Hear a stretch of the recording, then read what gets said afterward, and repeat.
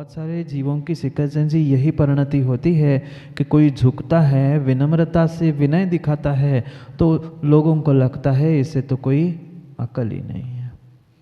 पुजारी का और घमंड बढ़ गया। वो सोचने लगा इन्होंने मुझे प्रणाम किया है, मतलब इनके पास कोई अकल है नहीं है, ज्ञान है नहीं है इनके पास। अंदर जाता है, उसने झोपड़े को देखा, उसने कहा कहाँ है तुम्हारा परमात्मा जिसकी तुम भक्ति कराते हो करते हो, कहाँ है? वो कहते हमारे पास कहाँ परमात्मा, हमारे पास अगर परमात्मा होता तो हम यहाँ क्यों होते? हम अपने परमात्मा को और उस परमात्मा को प्राप्त करने का प्रयास करते। क्या करते हो तुम लोग तीनों मिलकर? ऐसी कौन सी जादू तुमने समाज पर, को लोगों पर, नगरवासियों पे कर ली कि नगरवासी तुम्हारे पास दौड़े चले आ रहे हैं? और ऐसी कौन सी प्रार्थना, ऐसा कौन सा मंत्र तुम पढ़ते? तीनों ने एक दूसरे के मुख को देखा और तीनों एक दूसरे से कहने लगे तू बोल तू बोल, तू बता तू बता। उस पुजारी को पुनः लगा कि पक्का ये कहीं ना कहीं झोल कर रहे हैं, इनके पास कुछ ज्ञान नहीं है, ना प्रार्थना है, ना परमात्मा है, पता नहीं ये करते क्या है। अब उसे तो भीतर खुजली मची थी कि मेरे बाद में आया हुआ व्यक्ति और इतनी प्रशंसा को प्राप्त हो रहा है ज्ञान, जबकि उस पुजारी के पास अधिक था इन तीनों की अपेक्षा से। पर वास्तव में वह ज्ञान ज्ञान नहीं है जिस ज्ञान के साथ मद हुआ करता है।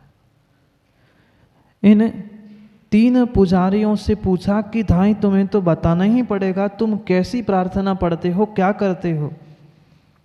कहता है नहीं बता सकते। कैसे नहीं बता सकते?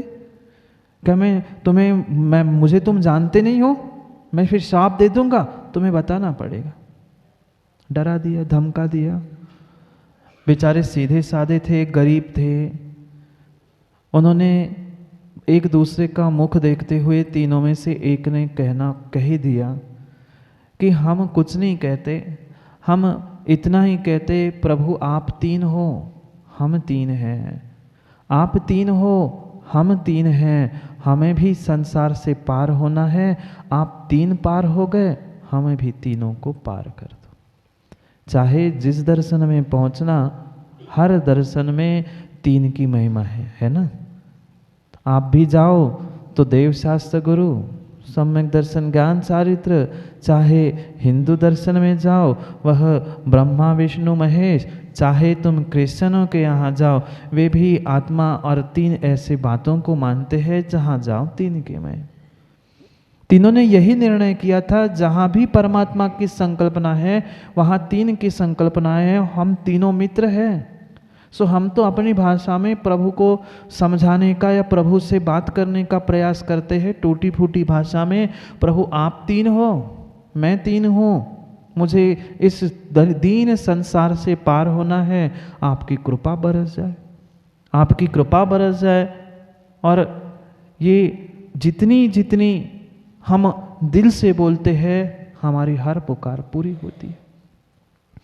वह पुजारी सोचता है मैं तो बरसों से पूजा पाठ भगवान की प्रार्थना कर रहा हूँ, इसमें तो ये ऐसे कोई शब्द लिखे ही नहीं है, क्या करे। चंद्रे जैसे पंडितों ने भगवान की पूजा प्रार्थना को भी शब्दों में बांध के रखा है।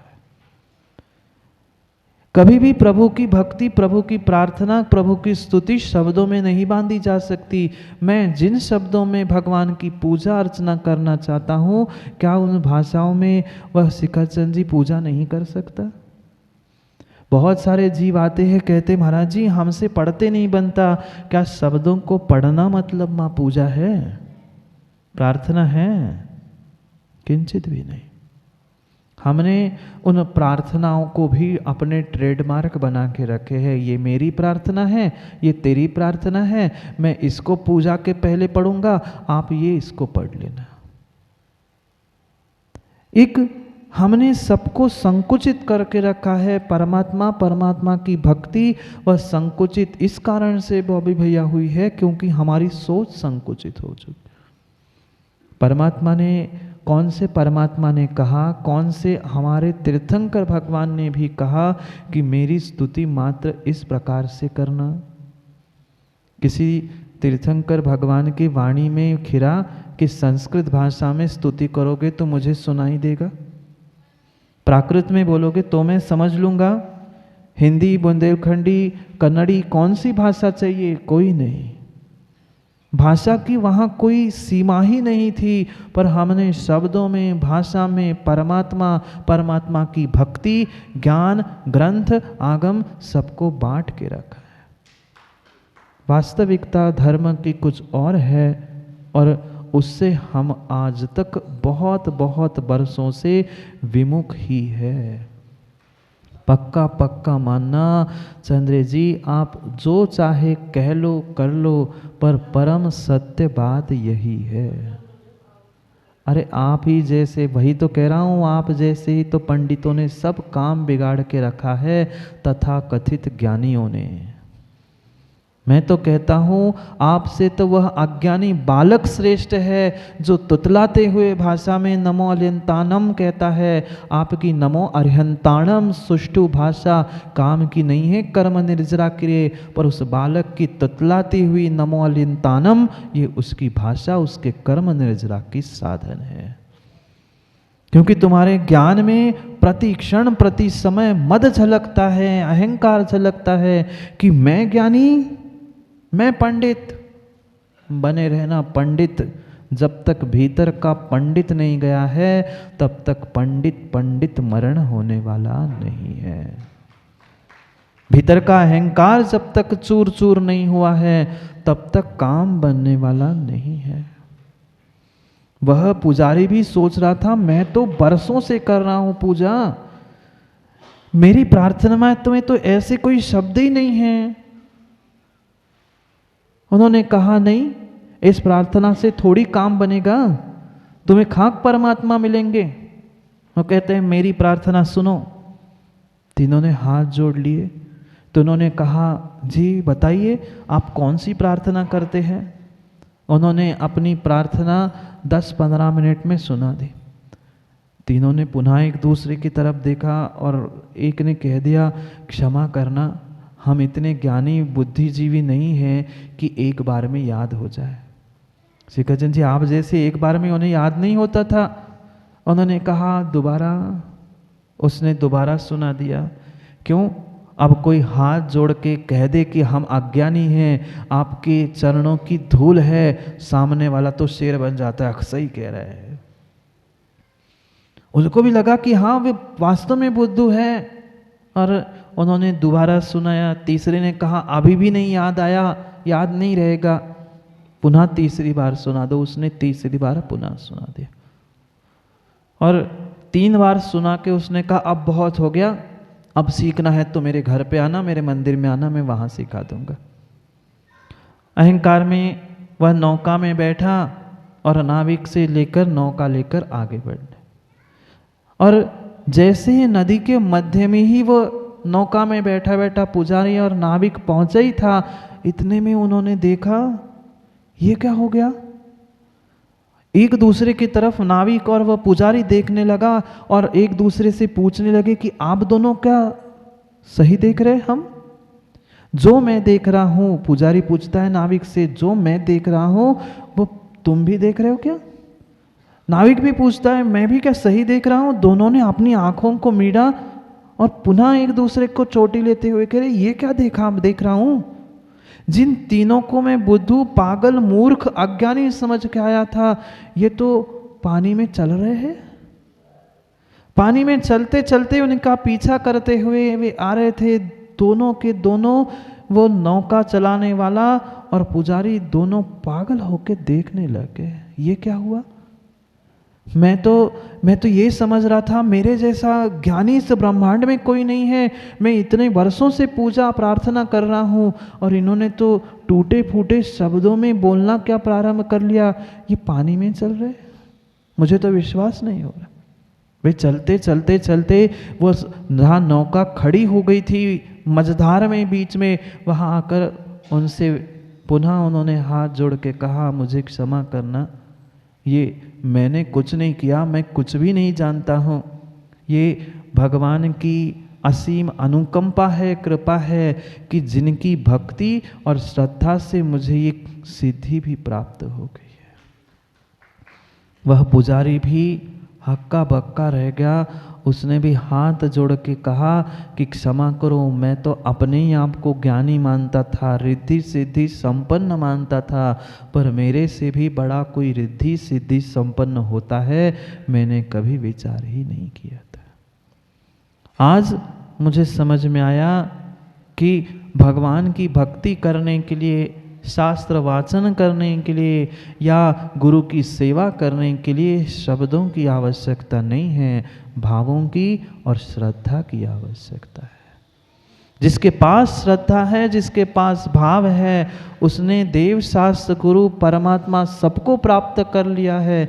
रिद्धि सिद्धि उसके पास स्वयं पहुंचती है, जिसके ज्ञान में मद नहीं है।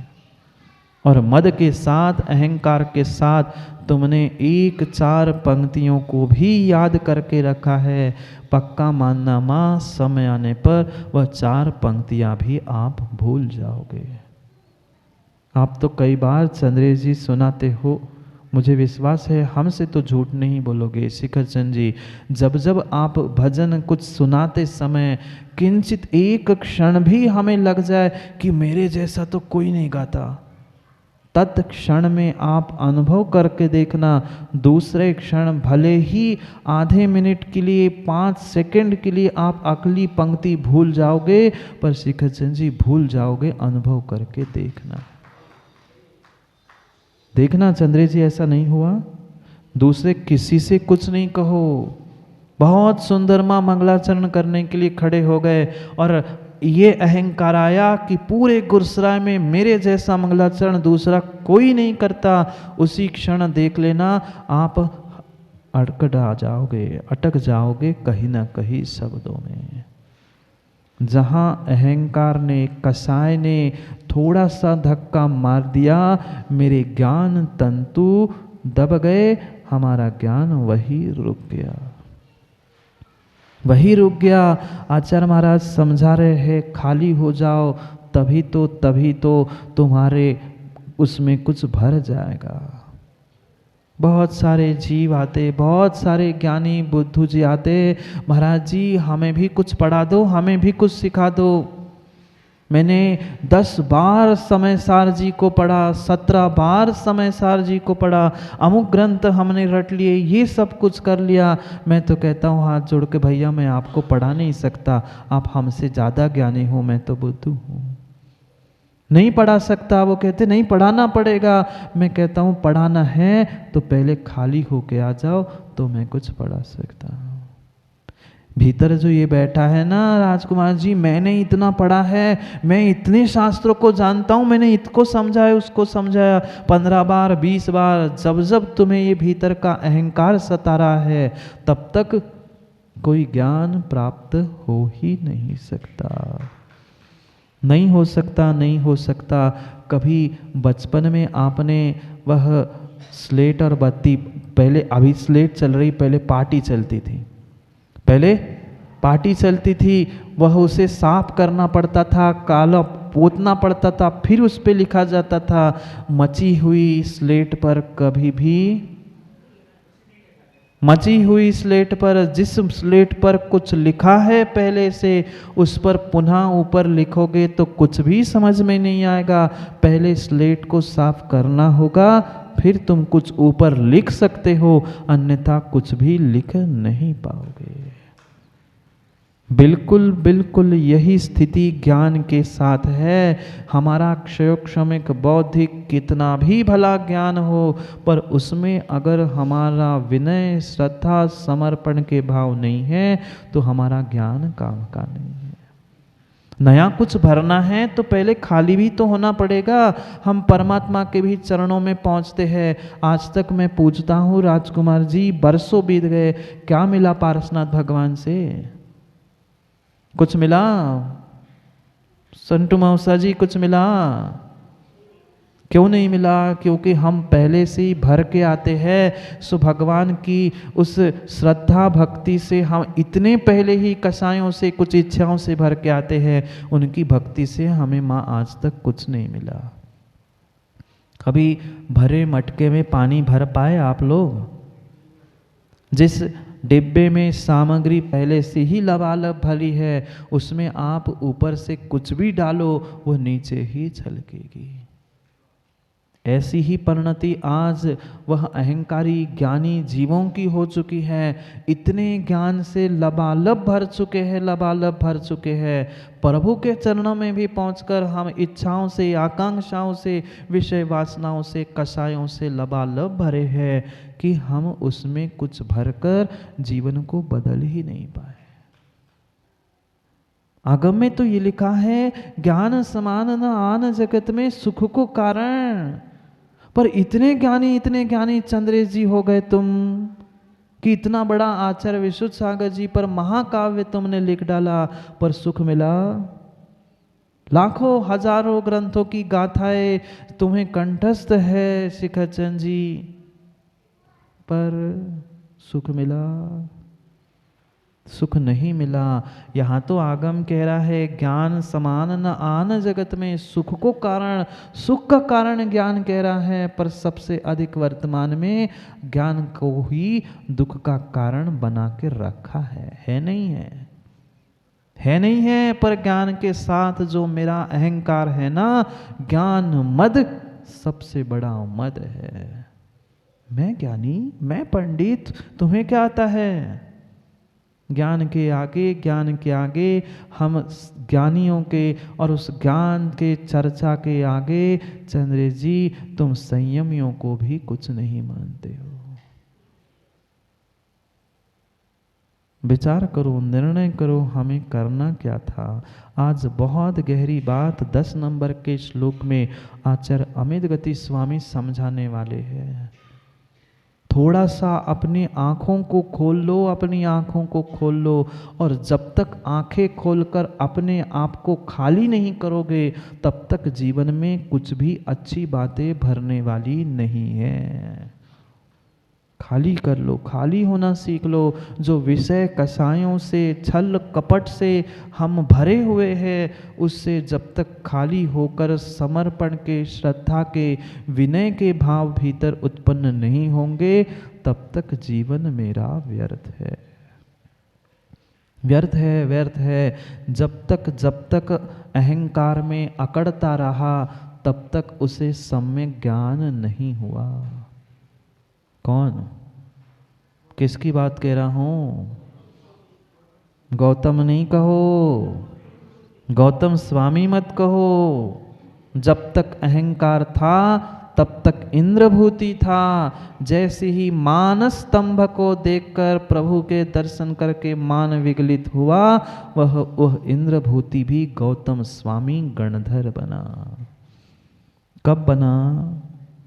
जब तक अकड़ के भगवान को सिखाने के लिए जा रहा था, तब तक ज्ञानी नहीं हुआ था। जैसे ही वह अकड़ मिटी, भीतर का गुरूर कम हो गया, गुरु के चरणों में माथा टेक दिया, वह भी गुरु बनकर बैठ गया।